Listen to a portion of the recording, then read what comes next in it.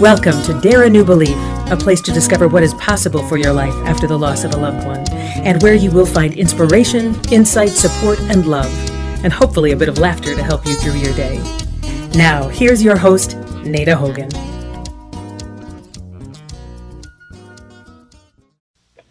Welcome to Dare a New Belief, where you will find light and life, love and joy, healing, faith, and hope. A place where you get to believe in what is possible for your life. I'm your host, Nada Hogan, and today I have the great honor and privilege to introduce you to Martin Javinsky. Martin, 40 years ago, had heard the call of his soul, and since then he has dedicated himself to bringing soul into the world, in his own life and in the lives of people he touches. Martin is truly honored to serve as a healer, a teacher, and a catalyst for transformation. For 30 years, he was a massage therapist, a licensed acupuncturist, and a psycho-spiritual healer. And for the last 15 years, he has been on faculty at Northwestern Health Sciences University in Bloomington, Minnesota, helping to prepare other fortunate souls to enter the healing profession. Martin is a husband, father, friend, and a family member. And today he lives his mission by serving as a transformational healer, teacher, speaker, writer, and life coach. And he continues to explore what it means to be a spiritual being having a human experience.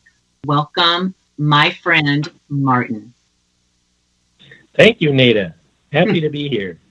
I'm so glad that you're happy to be here because I'm so honored to have you here with me. Very grateful that you're here. So, yeah. Martin, these 30 minutes go by super quick, so I'm just going to dive in, and I want to ask you some questions. And the first one I want to ask you is, I introduced you as someone who is a spiritual being having a human experience. And can you tell us what that means?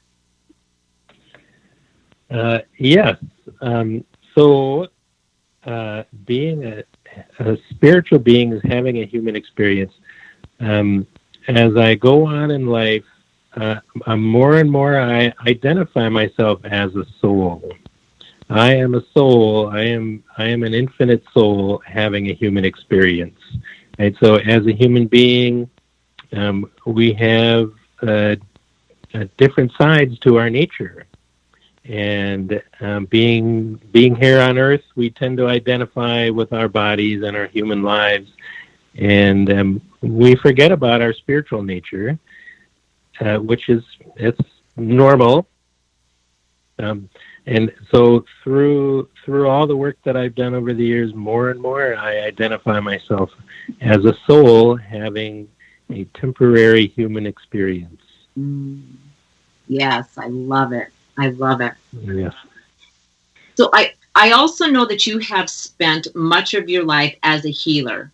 Would you talk a little bit about that and what it means to heal and what healing is to you? Yes. So, like you said in the introduction, I started my healing career as a massage therapist. I actually started when I was a boy. I used to give friends and family members little massages, and I think I was born with healing energy. And then in my 30s, I made it a career, and I became a massage therapist, and I had lots of training in different healing modalities. And then I got training in psycho-spiritual healing and then acupuncture and now life coach, and it's all healing. And when I write, it's healing. And what healing means to me, so the root of the word healing is whole, right? Is wholeness. So healing is different than cure, right? So if someone comes to me and they've got a headache or back pain or they have some, psycho-spiritual or emotional issue, it's normal for us to want to be fixed. But being fixed is not always necessarily healing. We're not necessarily getting at the root of the problem. So to be So healing to me is bringing a person back to a sense of their own wholeness. And again, wholeness is understanding the full breadth of who we are. We are body, mind, and spirit. And we're all one. We are integrated. We can't separate one from the other. Right? As an acupuncturist, we know that you can't separate the body from the emotions and the spirit. And so to me, healing is bringing a person back to a sense of their own wholeness. Yeah, I love that. I love that. And it reminded me when you were saying that, and maybe even when I was talking to you about being a spiritual being, having this human experience, it reminds me with my clients, when I'm doing acupuncture or coaching, and then I do bioenergetic synchronization technique, I don't remember my clients as their diagnosis, because I don't see them as that. I see them as whole, and I have a feeling it's the same thing that you do, that you see them as that whole mind, body, spirit, integrated, already done, and then they come to us because they have, or come to you, depending on what modality you plan on using, or what modality I plan on using.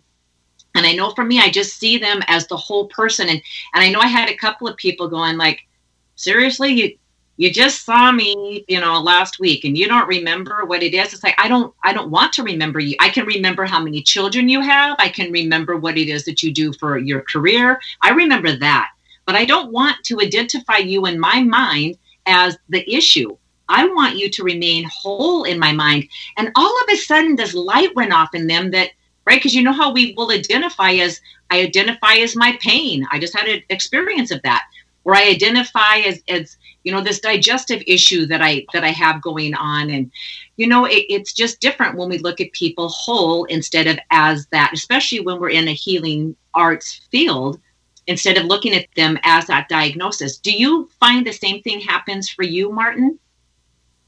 Yes, absolutely. So when I'm sitting with someone in any capacity, or even when I'm writing, and healing is the intention, I look at the person and I see them as luminous light beings. And even when I'm teaching, I'm sitting with my students, whether it's a student or a client or an audience or a patient, I see their luminosity. And so that's what I'm focused on. I'm focused on I don't even like to say treating necessarily. When I'm healing, I'm holding a space for all of them to come into the room and integrate, and so they can have a sense of their own wholeness. So yeah, I don't see people as diagnoses. I see them in the brilliant way. I'm not always in the space, but when I am in my most lucid and open-hearted state, I look at people and I see a shimmering brilliance inside them and out. And it's been said that we have a hard time seeing our own light, and that's one of the blessings we offer each other, is we see each other's light when we can't see it for ourselves. So I think even that is healing, when we're sitting with other people and we're seeing their brilliance and we're seeing their light. Even if we do nothing else, that can be healing in and of itself. So yes, absolutely. Yeah, that's beautiful. When you talk about luminous light beings, and you talk about being able to see the light of that person inside and outside, would you also be able to relate that to like an energy field, or do you look at that differently? Because in my mind, I see that a little bit differently, and I just wonder, do you see it differently? That you know what I'm talking about, right? Just like the bioenergetic field around us versus the luminous light being. Is it different for you or no? Well, I'm not sure. I'm not sure. Talking about things like this, using words to talk about things like this can be so incomplete, and can mean different things to different people.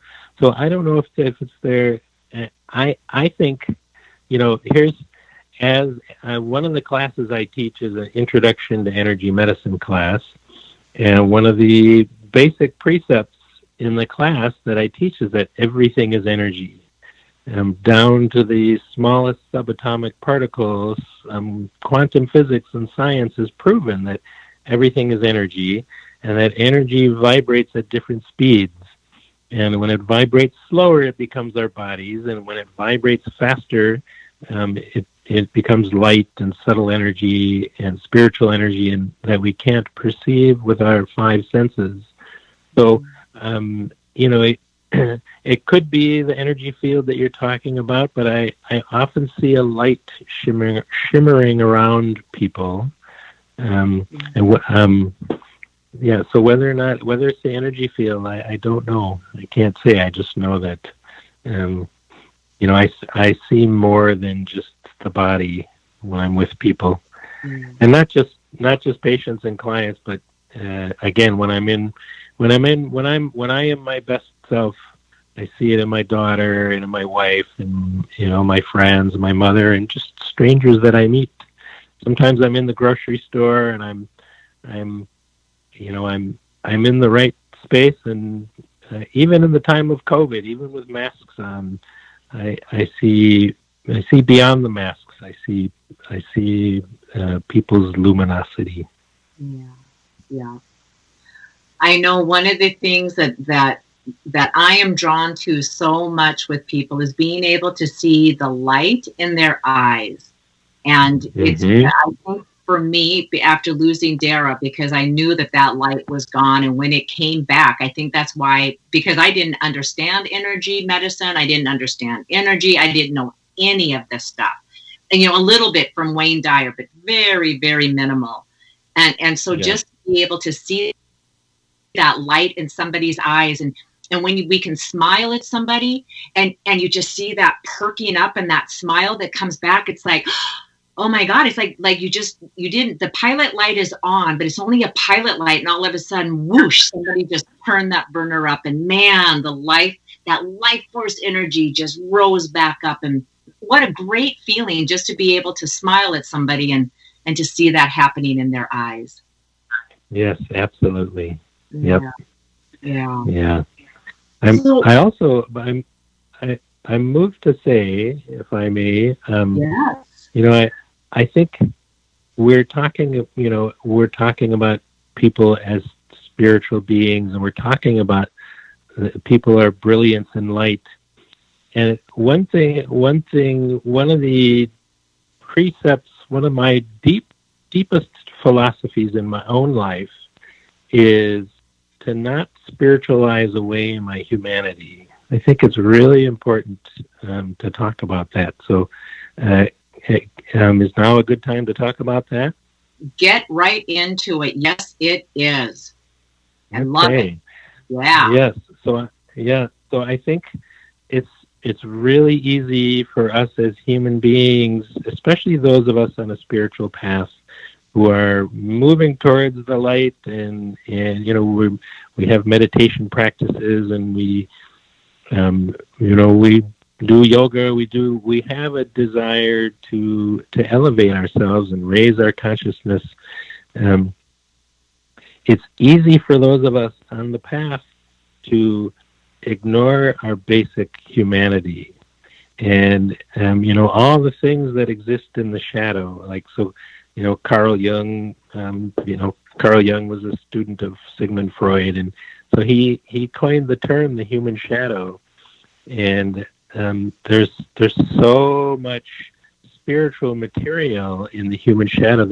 It's a repository of so much life force and so much energy, and it's the parts of us that get split off from childhood wounds, and so it's really important to me as a man on the spiritual path to own and accept those shadow parts of me, those parts of me that I don't like and that I want to deny and that I want to hide from. And when I turn towards, so it's kind of like by turning toward my own shadow, I'm also turning toward my light at the same time, if that makes any sense. So that's really important to me, personally and as a healer. I think the challenges that we have in the world right now are, in some part, a result of people looking outside instead of inside for whatever, for whatever it is, or blaming other people, other countries, other religions, blaming other people for our problems instead of looking inside ourselves. So I have this hanging on my wall in my office, and I'm looking at right now. It says, from Carl Jung, it says, "Your vision will become clear only when you look into your own heart. Who looks outside dreams, who looks inside awakens." So I feel really, really passionate about helping this world wake up. And waking up, it's not always a pleasant experience, but it can lead to so much light. Yeah. So, and Martin, tell me if I'm wrong here, but how I interpret that is, so if I was to talk about shadow things, my shadow self, or things that my shadow self, if I was to talk about that, I would say things in my life that I don't like, maybe even character traits, maybe even, and maybe this will end up being too long of a conversation, I'm not sure. But is that how you're talking about shadows, like our shadow self? Are you talking something different, that part of us that we don't like, or So piece of shame? Yes. So Carl Jung said our shadow is they're the parts of us that we hide, deny, and repress, and we hide them from ourselves. So when I was a boy, I had some physical abuse from my mother, and I was a sensitive little boy, and so I like everybody, I came into this life a whole and perfect being, and then the world started having its effect on me, including my parents. God bless them; they're imperfect beings, like all other parents. And in order to survive, I had to hide some parts of myself. I had to tuck some parts of myself away in my psyche, and then so it's kind of like splitting off parts of me.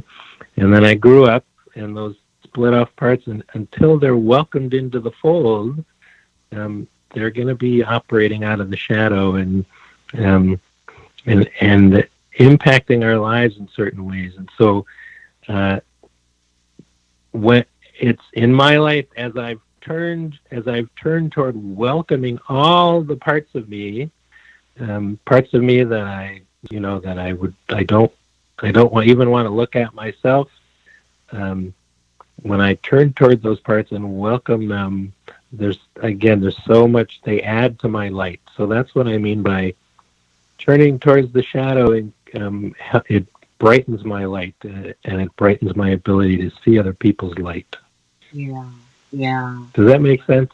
Totally makes sense. It totally makes sense. And I love how it all happens. I had this experience last week when I was driving to the clinic, and boom, this time in my life popped into my head that I'm not proud of that time, and absolutely something that just keeps shoving it down, pretend it never happened, put it away, close the door, you never have to look at this.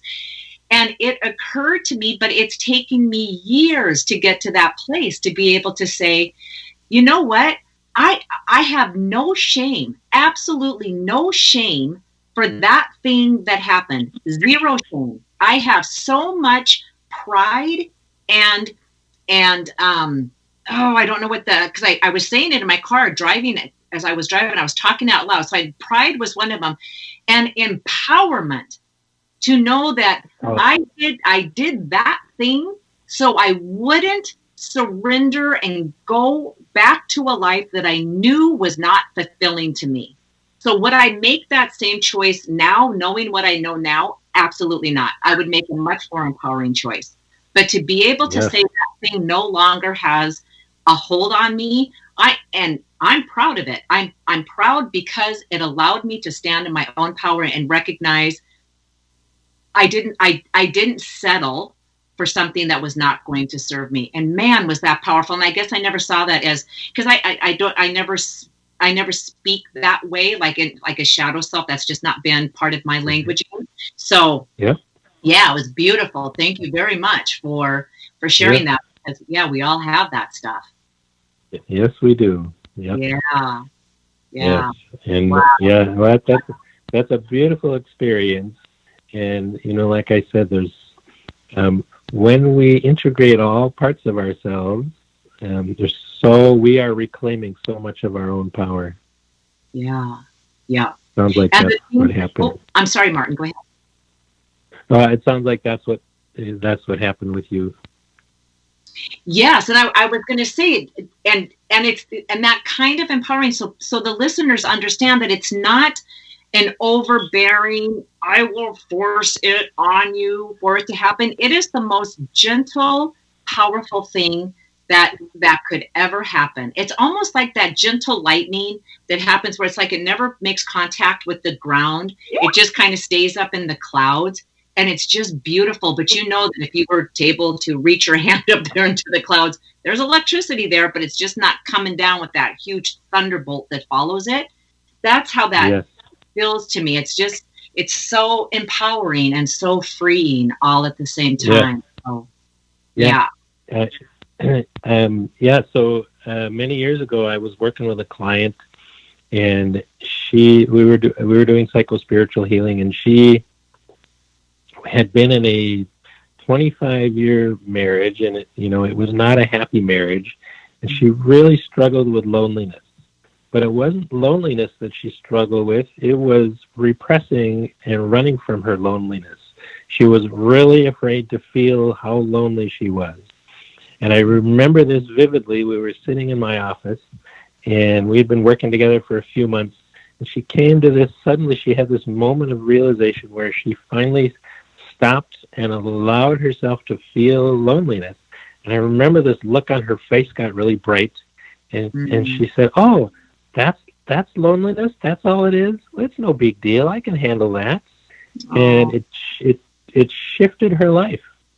So the problem wasn't the loneliness. The problem was her, her running from the loneliness, her fear of the loneliness. What would it mean for her life? Can I bear it? Is it, what does it mean? So, that's a good example of what we're talking about to me. Wow, I love that. Right. It's when all of a sudden we face it and it's just like, oh, that's it?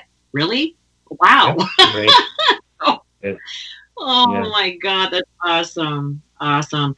So Martin, it's like a time warp when we're doing these podcasts, because 30 minutes is already like, bink, gonna be done.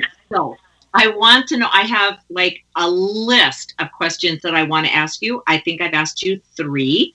And so I'm wondering if you would be willing to come back next week so we can continue this conversation and dive a little bit deeper into this spiritual world. I love it. There's so much to talk about. I would love for you to come back. Really. Absolutely. I would be honored. Fabulous. So for the listeners, there's without a doubt, you gleaned all kinds of gold nuggets from this. And Martin, if you want to contact Martin, he is a coach and a psycho-spiritual healer.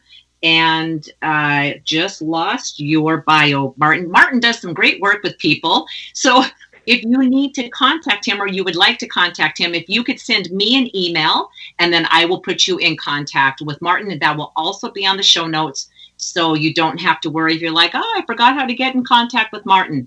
But I can get in contact for you with Martin, and then he will be able to reach out to you. So don't worry about that. And for the listeners, thank you so much for being here with us today. And for Martin, my dear friend, You are a wise and wonderful man, and I'm grateful to have you on the show with me, and I'm more grateful to call you my friend and my partner in believing. Yes. Thank you. The feeling is definitely mutual. Awesome. Awesome. All right, everyone. Until next week, have a beautiful week, and we'll talk to you later. Bye-bye for now. Thank you for spending time with us today. Please go to nadahogan.com for show notes and other information you can use right away. If you like what you heard here, please subscribe to our show, and don't forget to rate and review right there on Apple Podcasts, Stitcher, Google Play, or wherever you get your shows. And don't forget to tell your friends about it. We'll see you next week.